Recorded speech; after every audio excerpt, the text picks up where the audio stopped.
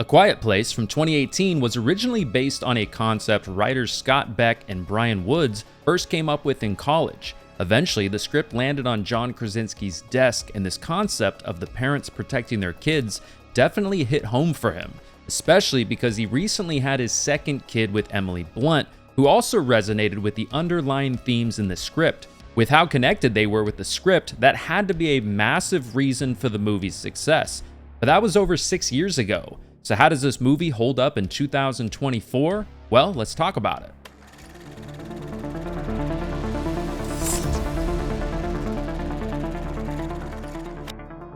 What is up, everybody? Welcome to the channel. Today, we are going to be talking about A Quiet Place from 2018 and why, to me, this movie became an instant classic, and why also I think there's so many things in this movie that are so relatable to a lot of us. This was actually a first watch for me. 2018 was just kind of a busy year, and that's probably the biggest reason why I never got around to seeing this movie. We had our first kid in 2018. I remember we were moving in 2018. It was just a crazy time. So this movie, though, has always been very high on my list of movies that I've wanted to see. I love this post-apocalyptic subgenre in horror. It's one of my favorites for sure. But yeah, this movie blew me away in so many different reasons. We're going to talk about all that stuff. Just a heads up as well, if you have not seen the original A Quiet Place, there will be spoilers in this video, okay? So you have been warned. So let's just get right into it. So the movie opens, we're on day 89 in this post-apocalyptic world. We're not given a ton of information, which I love. We're just kind of thrown right into, this eeriness, this quietness, and you're kind of just thinking like, okay, what happened here? What's all going on here? Is this a zombie movie? What's happening here? But we're thrown into it. And the opening to this movie absolutely just blew me away. It really did. I mean, I just got done, before watching this movie, I just got done spending time with my 4 and my 6-year-old, and then I just go ahead and throw this movie on, and okay, wow, all right. Their 6-year-old or 4-year-old, I can't remember exactly how old the kid is, but, gets massacred at the end of this opening. And it's just an opening that is so eerie. It keeps you wondering what's going on. Like I kind of mentioned a second ago, doesn't give you too much, but gives you enough. There's so many little nuanced details in that opening, which are great, which I'll talk about more in just a minute. But just a crazy opening, acted so well, and it's just blew me away. And then, of course, we fast forward after the opening of this movie to day 472, which is a little bit more than a year after what happened in the opening, where their son got killed by this creature thing. Another thing is we don't see too much of it, which we'll talk about more, but I like that. It's very quick, and you're like, holy shit, what was that? What just happened? What are we witnessing? It's triggered by what? But, that will all unfold, kind of as things go along. But day 472. So now we're on this farm with the family. So immediately you're thinking like, wow, like how are they doing after this terrible tragedy? Are they in shambles? Where are they living now? What's going on here? But we're on this farm, and Evelyn is now pregnant. The mom is now pregnant. And immediately kind of got me thinking about that meme that you see sometimes. Like if you have a job and you die, the company will typically have your job open, the posting open the next day in a lot of cases, or the next week. They just kind of move right along. And I'm just kind of thinking like, damn, that poor little fella just died, and mama's already got a new little fella on the way. That little guy is just being replaced right away. Really though, I mean, isn't having a kid arguably one of the worst things you could do in a world like this, where everything is kind of based off of sound? I mean, kids are like some of the loudest little creatures on earth, who are always the loudest when you really don't want things to be loud, right? But regardless, I mean, we move along, we're at the farm, the family's kind of trying to recover from everything. And, Regan, the girl who, kind of sort of caused stuff that happened in the intro, which leads into some stuff we'll talk about later in this video, but almost gets them killed again. They're playing Monopoly, and she reaches for something and causes her brother to reach for something. They knock over, a lantern or something like that, causes a huge noise, and the family's like, oh, damn, uh-oh, this is not good. And then the entire house shakes. They hear a big booming noise, and it ends up just being a couple raccoons okay, those are the loudest raccoons on the planet, apparently. And then we get a nice little jump scare. One of the raccoons gets smashed. And this movie, these aren't your corny jump scares. This movie does the jump scares very, very well. I mean, we're already like 20 minutes into the movie at this point, and I've already shat myself like 2 or 3 times. The jump scares are very effective in this movie. And like I said, not corny, not really predictable, just done really well. And I just really enjoy the jump scares in this movie. I think they're very, very good. Also, right off the bat, I already talked about this a second ago briefly, but the acting and the cast in this movie is incredible. I mean, John Krasinski playing Lee, the father in this movie, somebody who just does a fantastic job playing this character who you can tell loves his family so much, you know, wants to fight and protect for them, but he's also scared shitless at the same time and does such a great job portraying those emotions without really using words throughout most of the movie. Of course, you've also got Emily Blunt in the movie playing the mom, Evelyn. She's actually married to John Krasinski in real life. Both just great actors, and just gets me thinking about, man, I wish we could get more of these A-list actors to be in horror movies just more often. It kind of reminds me of World War Z and how great that movie was, having Brad Pitt in it. But I just feel like, you know, if you can get a great actor, some of the best actors in the business, to actually like look over a very solid horror script and be in it, it just kind of takes the movie to the next level. And especially Emily Blunt in this movie. I mean, her and John both do an amazing job, but I would kind of consider Emily Blunt more of an A-list actor. But she just absolutely kills it and takes this movie to another level for sure. And I mean, the child actors in this movie are also incredible, of course, too. So this movie also only has 25 voiced lines of dialogue. So not a silent film. Of course, if you've seen it, you know what I'm talking about. But one of those movies where you are so focused on what the other things are happening on screen. Also, you're so focused on kind of the physical acting from people, the noises, the different nuanced things that you're seeing in scenes. It kind of makes you peel back this layer of, okay, I'm not just focusing on the funny dialogue or the scary dialogue. I'm really having to focus on how this sequence is shot, how the audio is, how the music is playing, how the scares are playing out.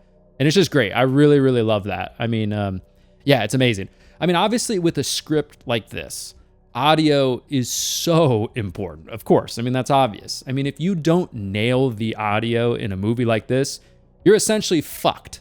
So, I mean, but in this movie, they just do an amazing job, in my opinion, showcasing the different sounds in our environment, whether it's headphone noises, the perspective of somebody else, Regan, who's hearing impaired, what the everything would feel, you know, sound like or not sound like for them, I think was cool.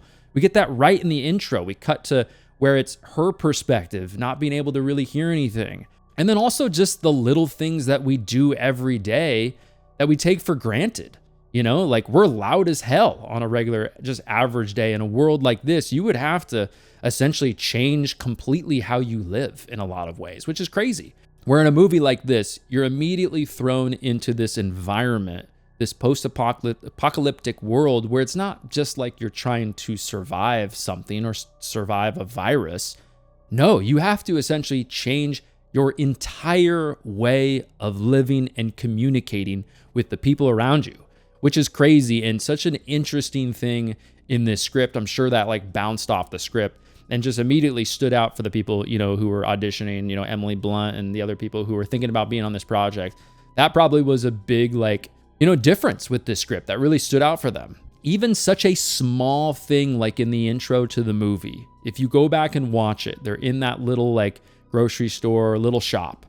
You'll notice that the potato chips are all over the walls. Like nobody has really taken any of the chips.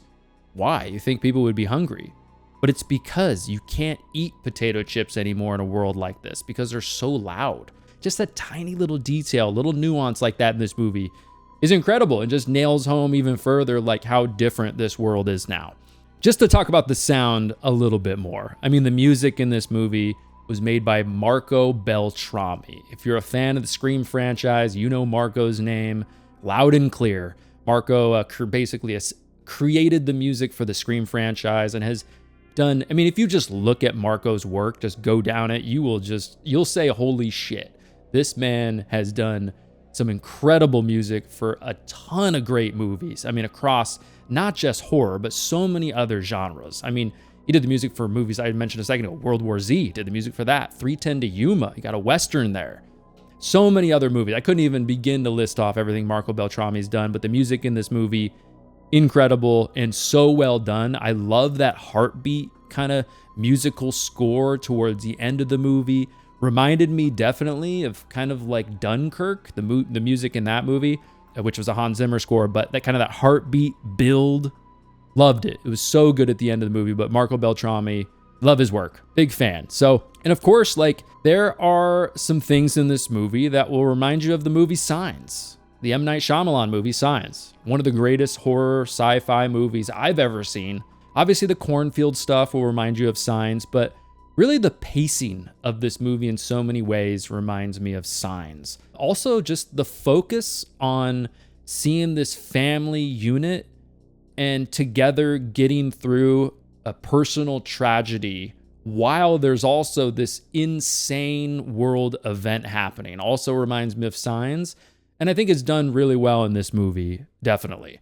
So I actually took ASL in college, American Sign Language, and learned a little bit about, the people who are hearing impaired and the language also. And so for me personally, a lot of stuff in this movie hits home as well. I mean, of course, I'm not hearing impaired. I'm only somebody who has been able to kind of see that from an outsider perspective, but coming across all of the great people and just the incredible difficulties that they've had to go through, not being able to hear and being able to meet some of these people and interact with them.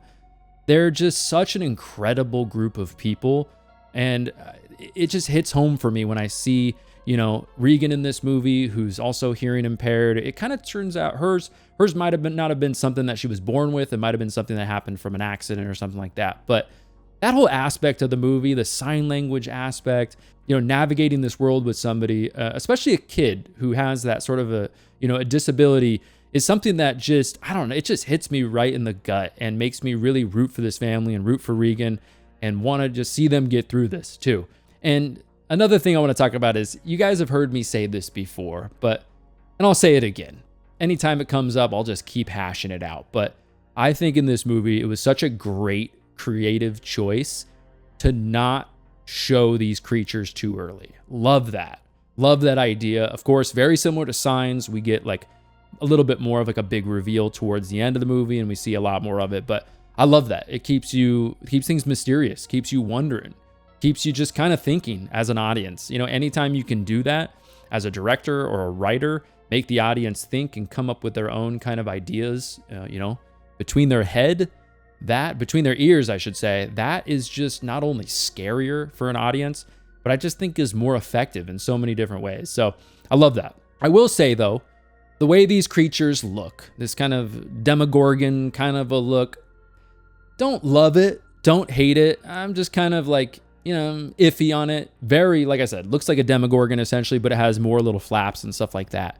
But don't love it. I mean, the CGI, I think, towards the end of the movie is not necessarily bad, but I wouldn't say it's amazing also. It's okay. But there are so many moments in this movie where, of course, it's called The Quiet Place, where the movie's quiet, and then there's so many things happening at once. We got to cut to that scene where it's Evelyn. She's having the moment where she's remembering her son. She's having that emotional moment. She's crying, and then, bam, her water breaks. Holy shit. And then she goes down in the basement, steps on the nail. Holy shit, what else can happen? And then there's also an alien little fucker creature thing in the house too. And it's just, what else can happen at the same time? This movie just builds and builds and builds all these layers in these moments and just creates these moments where you're like on the edge of your seat. Like, how are they going to get out of this? This is very intense. And it just takes you on this roller coaster ride of these quiet, peaceful moments. And then they just throw you right into some shit constantly, which I think is very effective. And I like that creative choice in the movie. But luckily, I mean, they're lucky enough to essentially have the quietest newborn of all time. Of course, we get that intense moment of Evelyn in the bathtub where she's trying to get away from the creature, the alien. And, you know, while she's also like having a kid at the same time, her husband's nowhere to be found. The other kids are nowhere to be found. She doesn't have any help. And I mean, Emily Blunt does an amazing job just acting in that scene. And you just get pulled in right away to her panic, but her ability to also keep her composure and also try to think during like one of the craziest times you could possibly imagine. Of course, she wants this baby to be okay. She just lost a kid. Regardless, you don't want anything to happen to your kid, but her even more so than you could possibly imagine because she knows what it's like to lose a kid, right? So it's just a crazy scene. That whole bathtub scene is really effective and pulled off really, really well. But then, of course, you know, like babies do, the baby starts crying, right? And then we cut to Regan out in the cornfield. And then it's like, okay, that's what the ear implant was going to do.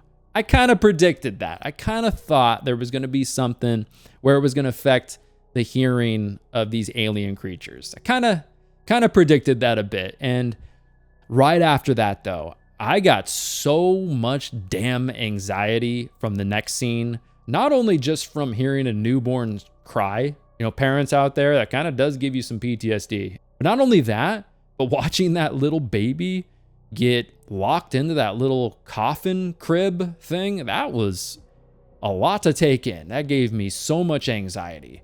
And then Lee eventually does show up.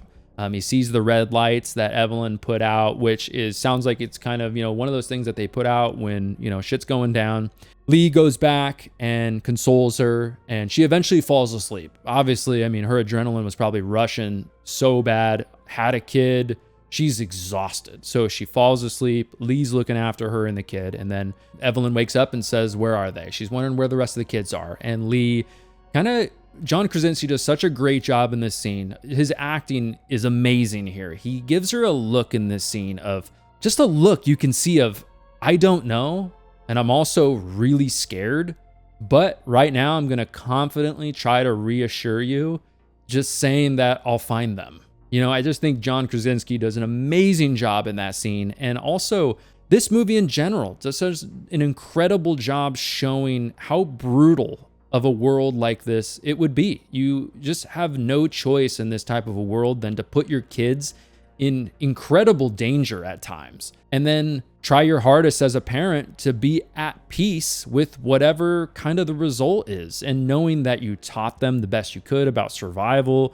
and everything else that you could possibly teach them about just surviving this world, and just hope for the best, because you're not always going to be able to look after them. There's going to be times where shit goes down and you're going to need their help, even if they're really young.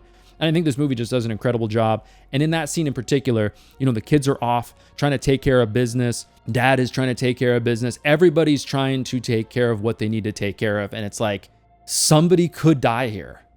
And it's absolutely horrifying and absolutely terrible and heartbreaking. But what are you going to do? And that's the reality of this type of a world. And yeah, the movie does a great job with that. And of course, the two kids are on top of the mill, the corn silo, and then they fall in, right? Which causes the creature, the alien, to come on over. That scene is very suffocating. They do a great job. It's like you're drowning in corn. Luckily, one of the doors falls off, so they're kind of using that as like the whole, like, oh, hey, Rose, you want to let me on the old door from the Titanic, please? You know, I'm chilling here in this water. But, you know, Regan does help the brother out and lets him on, lets him use it, which is nice of her. Yeah, that whole scene is great. Very intense, very suffocating. And you're just kind of wondering what is going to happen here. Like, somebody could die here. This is crazy. And then, of course, after that, the movie kind of almost peaks in a way. You've got the whole scene of Lee sacrificing himself for his kids. I mean, a scene where, I mean, I would imagine in the theater, there was not a single dry eye in that damn theater. This is an emotional scene pulled off really, really well. I mean, you know, John Krasinski and Emily Blunt are both married. They have kids together, at least 2 kids that I know of. I mean, you just see on his face, it feels like these are his kids and they are potentially going to die unless he does this. it just feels so real. His sacrifice just is so impactful for this story. And to me, if they didn't have this scene, if they didn't have the stakes in this movie, you know, the son dying in the intro, Lee dying at the end of the movie, if they didn't have these stakes, the movie just, in my opinion, wouldn't be as nearly as impactful or nearly as successful as it's been. I mean, this movie made $341 million on a $17 million budget. I just think without the stakes of this movie, without the, you know, just clearly putting a focus on anything could happen in this punishing world, is just so impactful in this movie. And, you know, almost nothing says that more than, you know, the death in the opening, and then of course Lee's death at the end of the movie, which, you know, I just love that. You know, there's no plot armor in this movie. Scream 6, you know, I'm looking at you. But I mean, anytime you make a movie like this, it's really not about aliens. It's not about a post-apocalyptic world, really. The real theme of this movie, very similar to Signs in a lot of ways, is really about family. I sound like I'm in a fucking Fast and the Furious movie here, but it's really about family and protecting your kids at any cost. That's really the true theme of this movie. And that's, you know, a story that we can relate to. I know I can relate to, and I think is a big reason why this movie was so successful. And I view this movie as an instant classic for me.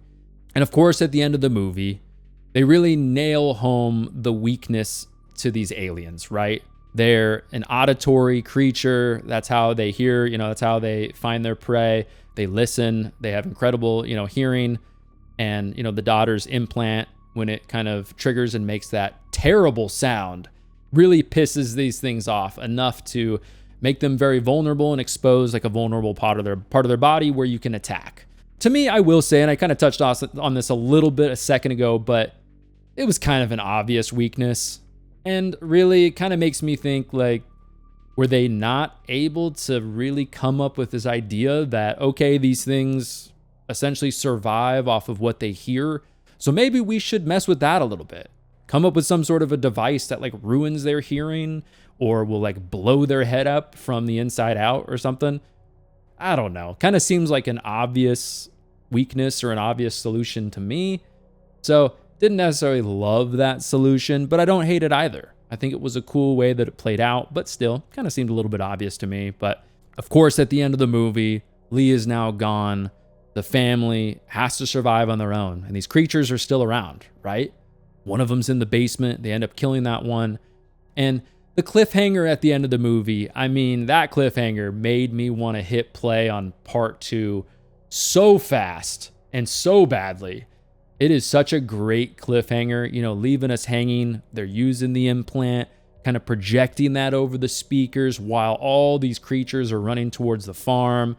And then boom, we cut as soon as Evelyn cranks the shotgun and loads it up, ready to go. I mean, damn, what a cliffhanger. What a cliffhanger.